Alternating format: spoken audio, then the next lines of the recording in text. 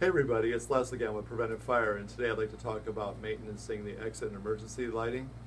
A lot of our customers will come to the shop and they'll buy batteries and bulbs and they get the wrong ones and they go back and forth. When Preventive Fire shows up to your property, we have everything that you need on our truck to take care of 99% of most jobs. We carry a different supply of batteries.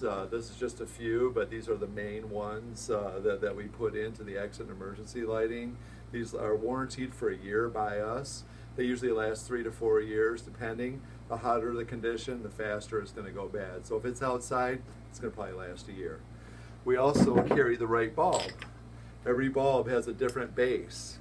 And getting the right one, when you send your maintenance guy over here, he's going to get the wrong thing and he's going to go back and forth. You're paying him, he's going back and forth, wasting a day, when you can just call us up and for a good price, for a legitimate good price, we'll come in and we'll take care of it, and you can feel comfortable to know that it's right and we warranty everything.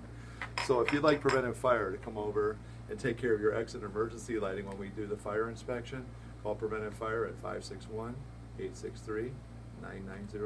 Thanks a lot. Bye.